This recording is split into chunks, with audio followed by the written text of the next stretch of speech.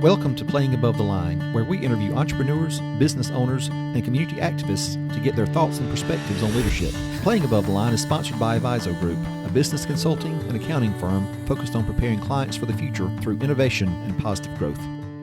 Welcome to Playing Above the Line. I'm Alan, your host, and we're coming to you again today from our conference room in downtown Foley.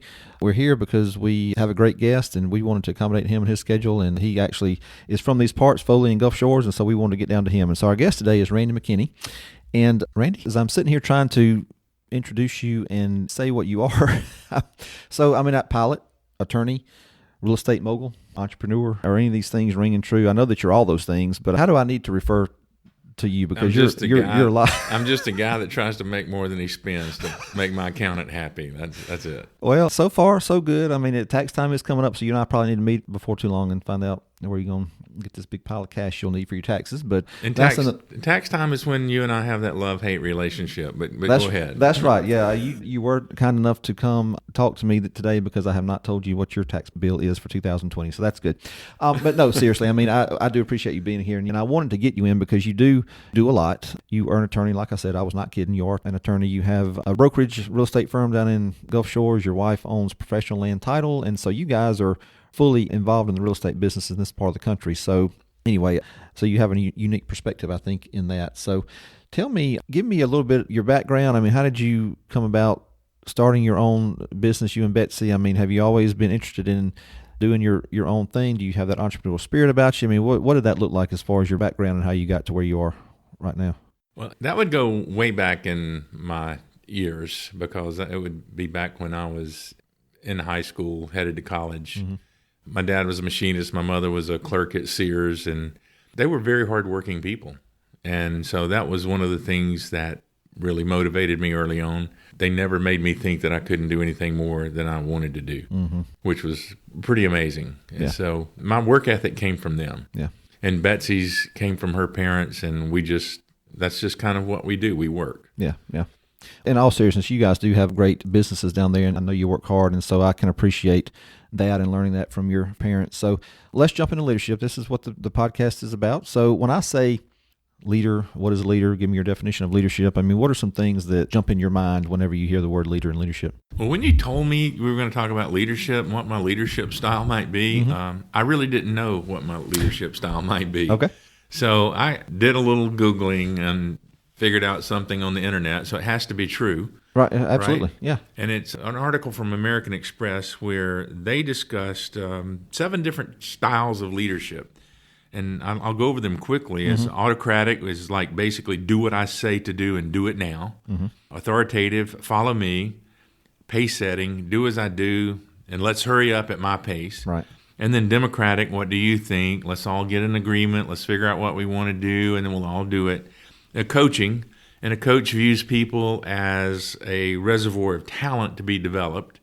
And then the collaborative style is people come first, very up close and personable. You're very connected to your employees. Mm-hmm. And then laissez-faire, which basically is a hands-off, you let people do what they want to do approach. And as I looked at that, I said, okay, I don't have one leadership style. Okay. And I think we change with leadership styles. And I know in our life, many times we think at one point in our past that we thought we knew something absolutely for sure, beyond a shadow of a doubt. And then later on we learned that, oh, well, maybe that's just not quite right. Mm-hmm. And I think leadership style has a lot to do with the people that work with you that are on your team. The style changes with the needs. And people look at the autocratic style and say, oh, no, I will never do that. That's a bossy boss, and I don't want that. But, there's a time for that. Right. In military, an autocratic leader has to do something. They have to do it now. Yeah. If this building's on fire, you could step up and switch over from one of the other styles to autocratic and say, okay, the building's on fire. We're going to get out. We're going to get out now. We're going to go down this hall and go out that door. Mm-hmm. And so those instructions are very specific and very directed. So as you go along, and then different people that are on your team, some of them need the coaching style, mm-hmm. to where you coach them with the talent that they have to become more than they have been with that talent in the past, and they learn. And then sometimes you hire people that you just have to get out of their way.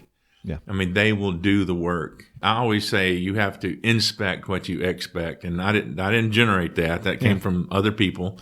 So basically, we have to watch what happens to make sure that they're on track, and to be sure we compliment them too when they do those things. Yeah, no doubt. And we've heard a lot of people on this podcast before talk about, and it comes up more when we're talking about communication, that if I'm communicating to you, you receive my communication differently than Carrie might. And so you have to kind of tailor and change your communication style from person to person. But I think you made a great point in that every person that you're leading is not going to respond the same way to one of those 7 leadership styles, right? And so you absolutely have to be fluid. You have to have the ability to change and modify the way that you're leading based on your team. I think is what you're saying. They don't understand it from the same perspective sometimes as we are saying it, because they have had different experiences that gave them the understanding of what they're hearing. Yeah. And I always go back to that saying. It says, I know you think you understand what you think I said, but I'm not sure that you realize that what I said is not what I meant. And sometimes those things get confused as they go along. Yeah. So you could look at someone and say, and how you say things is critical. You can look at a young lady and say, you have a face that would make the hands of time stand still. And that's pretty impressive. Mm-hmm. Or you could also look at her and say, you have a face that would stop a clock. Now, those two things mean the same thing, but the delivery is very different. And I think with the people that work around us, how we deliver those items to those individuals is critical on how they understand it. And I did some business with a Japanese family one time, and I learned then with them that I had to say what I wanted to say. I had to let them say it back. I had to say it again. And we kind of went back and forth a few times to make sure that we understood what was going on. And then I realized that not only English to Japanese did you need to do that, but it's kind of like Southern to Southern. Yeah. You know, you need to make sure that people understand and let them tell you again what you think you understood. Yeah. That is great insight, but I'm curious, how long did it take you to get there? When you look back 20 or 30 years when you were first starting out in your journey as a business owner, did you have the same philosophy of having to be fluid in your leadership style and that kind of thing, or has it been something that has developed and progressed as you've come in contact with more and more people who are employees or people that you work with in the public? How did that evolve? It evolved in at least 2 ways. One is books, and the other is the experience. Yeah. I had the privilege of hearing Charlie Tremendous Jones speak about 40 years ago. There's one line in his speech that really set off in my mind a thought process. And the quote goes something like this: "You are the same today as you are going to be in 5 years from now, except for 2 things: the people with whom you associate and the books that you read." Now, I know books have gone beyond just books, but now we have e-books and Kindle books and all of those things. But I think it has to do with education. And I learned at an early age that the way I could change my circumstances had a lot to do with education and effort. But I've got to give Charlie Tremendous Jones credit for getting that spark going, because books are important, which really relates to the education side of that equation. And sometimes you learn from how to deal with people, and you don't understand exactly where people are in that moment in their life that day. Mm-hmm. And I say sometimes later on I'll talk about leadership. I think a leader has to have heart. And the compassion that a leader has and the understanding of that is important, because the old other adage is people don't care how much you know until they know how much you care. Mm-hmm. I think that's pretty critical with our team. Yeah, and so we'll just talk about that now. I mean, one of the qualities that you did list is hard, and so I think another word for that can be empathy, but I think it gets back to the overall idea that I subscribe to is that the relationship is very, very important when you're leading with the people that you're leading, even with those that you're working alongside. I mean, a relationship, if you have a good relationship, I'm not talking about necessarily a friend relationship, but I'm talking about a relationship of mutual respect, then that can go a long way in making the team effective, in my opinion. That relationship is critical, because if you don't have it, you don't get communication as clearly as you could. Yeah. All right, I've kind of hijacked that little section there. So hard is one that you mentioned, and passion, confidence, and character, the other 3 things that you mentioned. So expand on those, and what do you think specifically is important about passion, confidence, character when it comes to being a good leader? Well, I think character comes in, and Drayton Neighbors, a former Chief Justice of the Alabama Supreme Court, wrote a book, A Case for Character. It's an excellent book. But I think a lot of times in our leaders and politicians and business leaders and things, character sometimes doesn't hold a front seat. And it should, because if the character is diminished, then the team is in doubt of whether they want to follow that leader or not. So I think character is critical, and you have to have a base. I mean, I'm an Eagle Scout, so I go by the Scout laws and those other things that I think is important that we need to live our life by. Yeah. And there are many verses in the Bible that will also tell you proper behavior and things like that. So those things are important. So the character and the confidence. And confidence is one thing. Nobody wants to follow a leader if they're not really confident that what they are doing and how they are leading and where they are headed are valuable. Yeah. But confidence is also another thing, because I think some people get conceit confused with confidence. And as Zig Ziglar said, conceit is a very strange disease. It makes everybody else around them sick except the person who has it. So I think confidence is one thing, and then if you go to the conceit level, you've taken it too far. And then the passion and the heart, you've got to have a firm belief in what you're doing is right and valuable to mankind. Yeah. And then the heart and the passion to follow that through is very important to the success of the organization. Yeah, no doubt. And speaking of the organization, I mean, one of the things that you wrote down, which I think is insightful, is that you say that many years ago you decided that you're in the people building business. I may look at you and think, well, okay, you're an attorney, you sell real estate, your wife, handles title closings for houses and real estate and that kind of thing. But I mean, overall, your perspective is, yeah, you do those things, but you're really in the people building business. I think that's true for most leaders. Yeah. You may build a company, but really the company is nothing without the people. And the people building business to me is something that I take sincerely. I think that we need to make sure that we help do what we can do to help improve people's lives. Yeah. And sometimes when I talk about different things, whether it's a young person that I want to talk to about where I think they need to examine some things in their life on how they succeed or how they get things done, I usually give them a book. I have books that I give away. And those books are critical, I think, as far as anybody's growth in the field of what they want to do. So when I look at different things about people, how can I help this person to not only be a better employee or a better team member or whatever, but how can I help them basically in their life? Yeah. If there's some recommendations, if I can say, hey, you need to go talk to Alan about some financial matters. That to me is part of that people building business. If you get them connected to the right person for the need that they have, I think that's important. Yeah, no doubt. Well, so talk about your team. I mean, it's very important, obviously, to you, the thought and effort that you put into building your team. So when you're looking for someone to join your team or Betsy's team or whatever that looks like, I mean, what do you look for? What are some qualities that you think someone has to have to be a good fit on your team? That's a great question for an item that I do want to talk about, which is attitude. All right, good. Because if I'm teaching a class or something, I kind of come down to this triangle of learning. And there are 3 points to this triangle. It's attitude, skills, and knowledge. Okay. Now, knowledge is important because you don't want to motivate someone who has no idea to do what you've just told them to do, and they go out there with a great attitude and enthusiasm, and they're doing the wrong thing. Right. And so that's not a good leadership quality to motivate people to do things that they don't really know how to do. And so knowledge is critical. And the interesting thing about knowledge is I heard a man on a speech a long, long time ago say, I know a bunch of educated derelicts. And I've thought about that a lot. Yeah. I know some really smart people Yeah. that just don't do much and they don't get things done. Yeah. And then the skill level is important because you need to know how to do what your job is. You need to know how to get things done within the parameters of what your employment is and what your career is and things like that. And those two things are important. But I think I've come to the conclusion that attitude is way above all of it. Okay.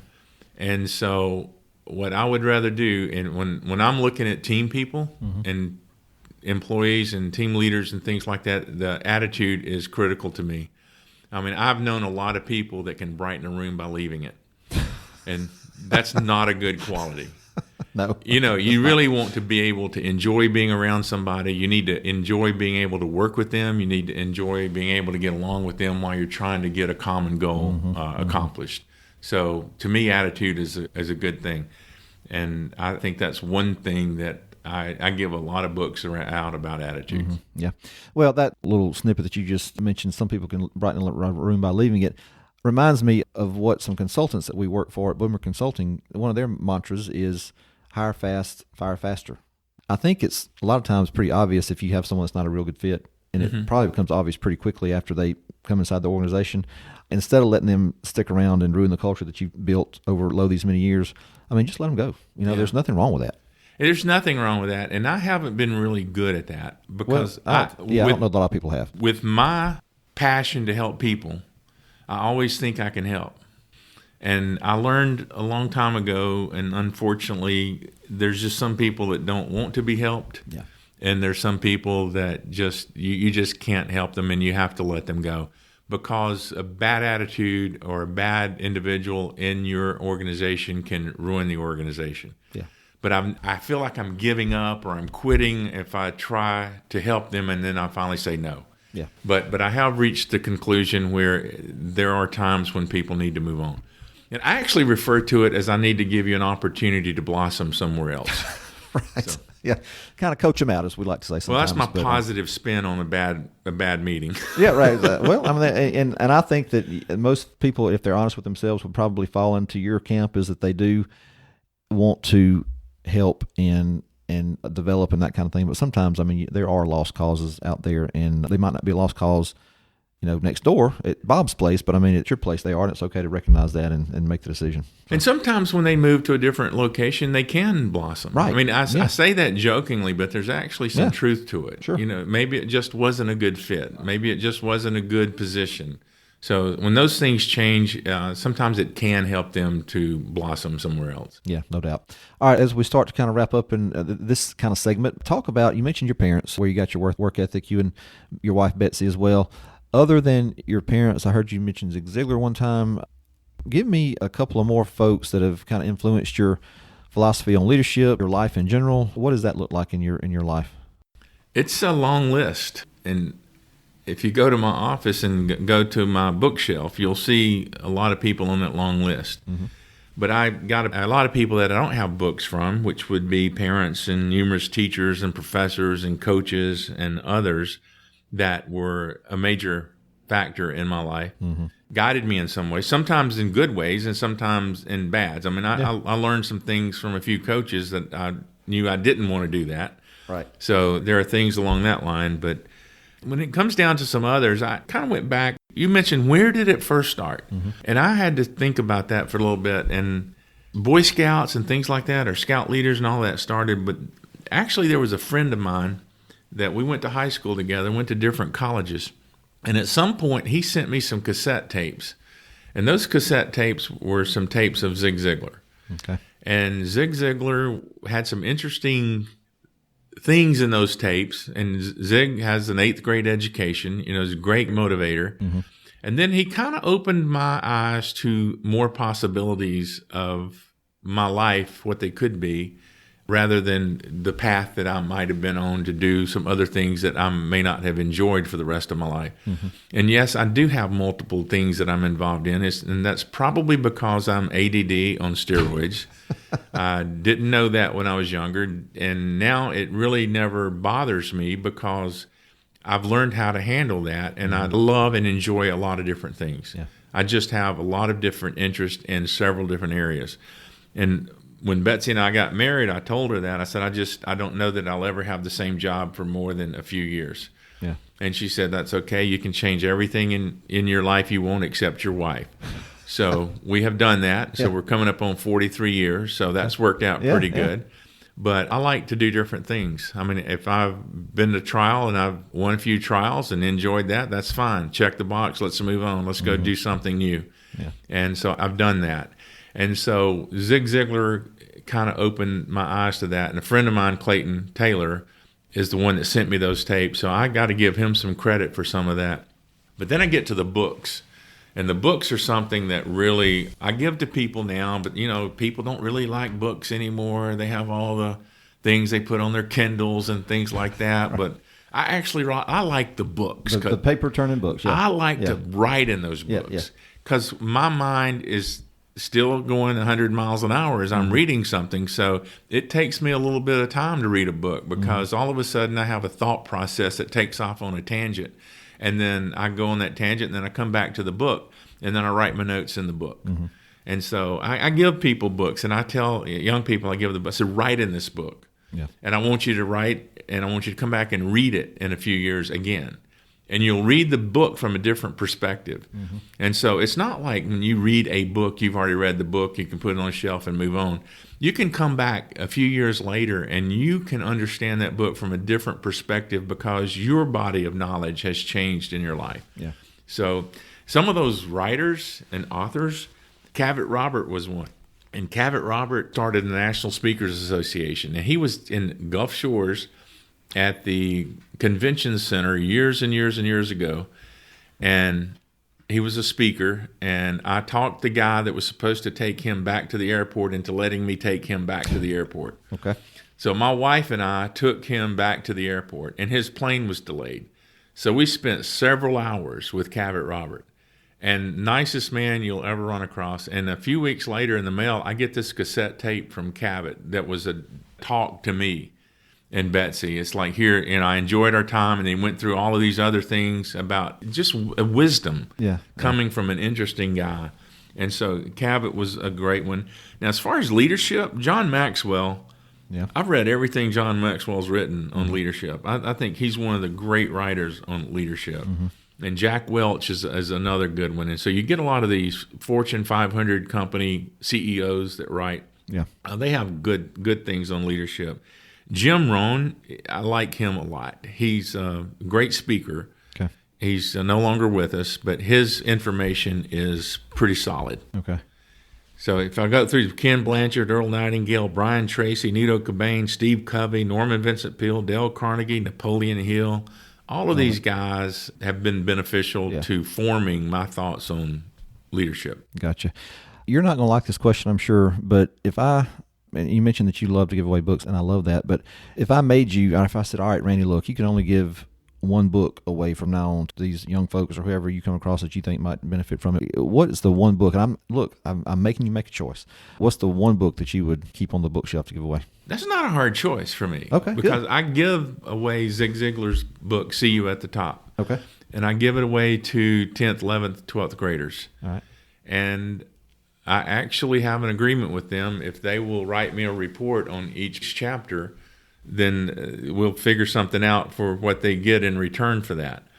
But what they get in return is more than what I give them in a material way, because we end up discussing the book. And I just want to open their eyes the way that helped me to realize that really I'm not limited. Yeah, I can do many things that I want to do.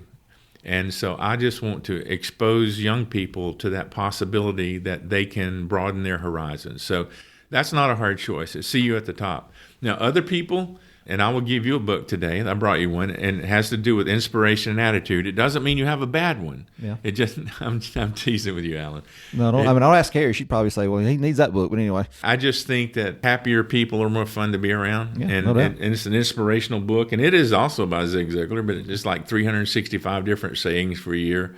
But some of these things we can do a little bit at a time. Mm-hmm. It doesn't take, you don't have to sit down and read for 3 or 4 hours to read a book. It's just kind of in snippets, and then you get things back. But my favorite book is See You at the Top. All right, love it. That's great. Thank you for that. I got one more question for you, and I don't know if you remember this or not, but one of the first times that I ever came to your office to talk about accounting, there was I think it was a black chair sitting over in the corner. And I said, Randy, what's that black chair doing sitting over there? He said, oh, that was a gift. Like, well, who gave you a chair? And you said that you had delivered the commencement address to Troy University, and they gave you that chair as a memento and a thank you for doing that. Do you remember that conversation? I do. Okay. I do. We had that conversation, and that has stuck with me for years, and when Dennis and Carrie and I started this podcast, I've always wanted you to get in here because of just that little 5-minute, 2 or 3 minute recap that you gave me on that commencement address. But I knew then that you would have great insight, which I was right, by the way, on leadership. Can you just briefly recap kind of what that commencement address was about, what you said, some of the highlights there? Do you still, I know you're, getting on up in age, and so maybe it might be a little harder to remember than now than it used to be, but I mean, can you? Here, you start on this book right now. I'm kidding. But can you just kind of just give me a quick little recap again about what that was about? I can give it because it's a speech that I give a lot because it's very meaningful to me. I'm a pilot, like you mentioned earlier, and I'm going to give you the shortest version that I've ever done on this thing, but I was flying from here to Andalusia, and my plane shook, and I was about 6,000 feet. I was in the clouds. I was IMC, which is Instrument Meteorological Conditions, and I knew something was wrong because my oil pressure was going down and my engine temperature was going up. And the controller came on, and she said, and my tail number was November 6161 Foxtrot. And she said, 61 Foxtrot, go to Karen's approach. And she gave me a frequency. And I said, negative, I need nearest. Because in that time frame, I had figured out my engine has quit. And when an engine is dying is serious business, especially if you're in a single engine plane. So you lose one engine in a single engine plane, you are now a glider. Right. Now, I don't know how much time I needed to get a glider rating, but it didn't really matter because I now was a glider pilot. Yeah. So she gave me a direction for that, and it all ended up good. I took a 12-mile glide, came out of the clouds about 4,000 feet, landed at the Bruton Airport, and the Navy pilots were there doing their touch and goes. And she had cleared all the Navy pilots out, which was a good thing. And I got my favorite clearance to land of all time. All time. I mean, no matter where I've been in this country, this was my favorite clearance to land. She said, 61 Foxtrot, you are cleared to land on any runway in any direction. And I thought, that's pretty cool. I've never had that much power before, you know. Well, I didn't have any engine power, but I had the power to choose my runway. So I did land. I crossed the fence at the Bruton Airport at 25 feet of altitude. Wasn't even sure I was going to make it to the asphalt, but I did. And when I landed, the Navy crash crew that was there for the Navy trainers were cheering me on. It was a pretty relieved feeling that I had at that point. But the lesson I learned from that plane, and I kind of attribute it to the team that we talked about earlier. Every part on that plane wanted to do its part, except that one cylinder broke. That one cylinder broke in two, and then it pumped all of the lifeblood of that engine out, which was the oil. So it was all down the side of the airplane. Thank goodness I had no fire. But everything else would do its part. And then as I analyzed that for our businesses, our community, our church, our teams, everybody needs to do their part. Now, there are different levels of parts, people that need to do their, if I lost a light in the cabin, that's probably not a big deal. Mm-hmm. But I lost a cylinder off of an engine with a one-engine plane, that's a big deal. Mm-hmm. And sometimes in our organizations, there are people that are called key employees, and they're called key employees for a reason, because they help that organization to continue running with that engine. So I think we apply that to our organizations. We find out that it takes everybody to do the teamwork. It takes every part to run, and you cannot fly as high or as fast or as far unless everybody's doing their part. So that's kind of my takeaway on that. And then the other quick point was I was in a Old Testament class, and I always had to work my way through school, so I never had the beauty of being able to study for hours and hours. I had to work and study when I could and go to class, and so it was kind of a not a ideal situation to get to be the smartest person, but it was enough to get things done. Mm-hmm. So we had this Old Testament class, so this professor who I will never forget, and I will never forget when he said this prayer right before an exam. He said, "Dear God, give these students recall in direct proportion to the amount of time that they have put into studying for this exam." And I kind of wanted to debate him on that. I kind of wanted to go to the miracle phase of the Bible and say, let's discuss this over here right now, because if you hold me to what you just prayed, I'm doomed. And the more I thought about that is sometimes I think we expect things to happen to us, but we don't put forth the effort to help it to get done. And so I really didn't deserve an A+ on an exam that I didn't put forth the effort into. And sometimes I think when we look at our jobs, our businesses and things like that, if we don't put forth the effort to get things done, we don't really deserve to have the harvest. And there's a big key to that. Yeah. And folks, that right there is why I wanted Randy McKinney on the podcast. Thank you, sir. I enjoyed it. Thank you very much. And my disclaimer is I don't know everything. So be careful. Fair enough.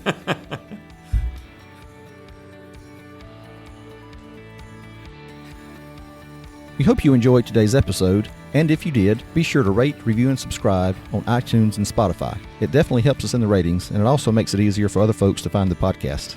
And as always, a big thank you to producer and editor Carrie Wolf. Playing Above the Line is sponsored by Aviso Group. If you want to know more about who we are and what we do, you can visit our website at avisogroup.com. That's AVIZO group.com. You can also check us out on Instagram, Twitter, and Facebook. Thanks for listening.